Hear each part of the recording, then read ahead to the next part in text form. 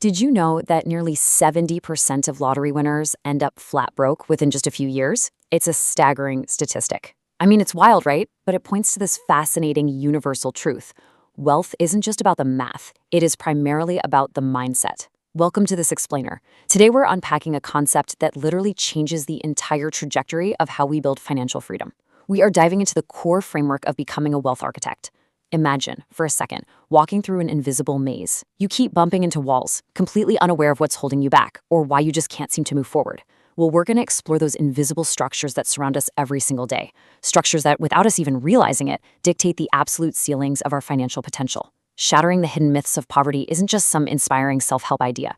It is the mandatory first step to building a truly prosperous life. So let's start by figuring out what those walls are actually made of. Okay, let's dive into this. What actually destroys financial growth? If you went out and asked 100 people on the street, they'd probably blame a volatile economy, right? Or maybe a sudden market crash, or a couple of bad investments. But the material we're exploring today challenges us to turn the mirror on ourselves and look inward at much more subtle culprits. The real destroyers of wealth aren't always tangible, physical obstacles. Instead, they're invisible paradigms, these deeply ingrained societal assumptions that silently erode our financial momentum before it even has a chance to build up. Think about the classic advice we all hear. Just save every extra penny and you'll be rich. On the surface, that sounds incredibly responsible. But in reality, hoarding all your cash in a low-yield savings account while inflation surges, that is an invisible paradigm quietly draining your purchasing power. It's a perfect example of an unseen force that actively sabotages your wealth, all while making you feel like you're doing exactly the right thing. And those unseen forces are exactly what we call money myths that keep you poor. We are talking about the sheer danger of holding on to complete fabrications that are somehow disguised as financial wisdom. Let's get specific here. How many times have you heard that renting is just throwing money away? Or that all debt is entirely bad? These aren't just harmless little sayings passed down at the dinner table. No, they are heavy, poverty-sustaining mental structures. Imagine a young professional who drains their entire liquidity to buy a house they can barely afford, just to avoid renting. They're tying themselves to immense stress and zero cash flow. Or think about a small business owner who refuses to take on a low-interest loan to expand a highly profitable company simply because they're terrified of leveraging debt. When you operate under the assumption that these everyday myths are absolute truths, you effectively trap yourself inside a mental prison. It acts like lead weights tied to your ankles, completely preventing any real forward momentum. Which brings us directly to a key mandate from our source material: break free from common beliefs that destroy financial growth. Now, I want to linger on that word right there for a second. Destroy. It doesn't say these beliefs hinder your growth or, casually slow it down. They absolutely destroy it. It's like trying to drive a sports car on the highway with the parking brake fully engaged. The friction is immense, and eventually the engine just gives out. There is a severe incompatibility between harboring everyday money myths and experiencing actual true financial success. Take, for example, the surprising reality that the average self-made millionaire has at least 7 streams of income. Meanwhile, common belief dictates you should just get one secure job and work it tirelessly for 40 years. If you hold on to that common societal narrative, you are basically hiring an active demolition crew to dismantle your own financial future. And this brilliantly illustrates the exact tension at play here. There is a fundamental divergence in how we can approach our financial lives. On one side of the spectrum, you have common beliefs that inevitably lead to stagnation and poverty. Picture someone blindly following the herd. They avoid investing out of fear, they take on bad consumer debt just to keep up appearances, and they rely solely on a fixed salary because, well, it's what they were taught to do.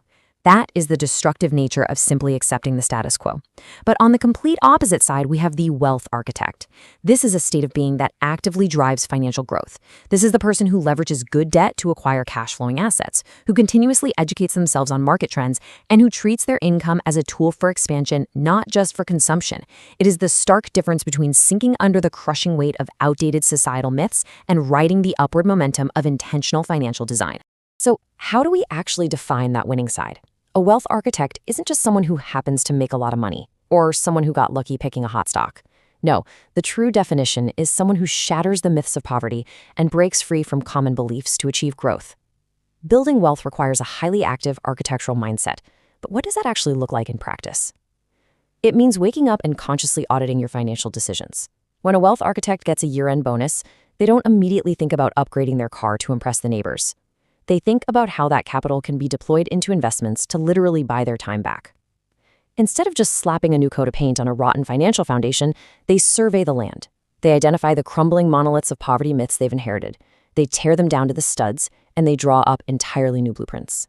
They replace passive acceptance with aggressive strategic execution.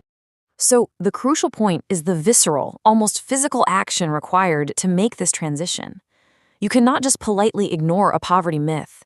You can't gently step around it and hope it magically stops affecting your bank account. These common beliefs are so deeply entrenched in our culture that they must be actively and intentionally shattered.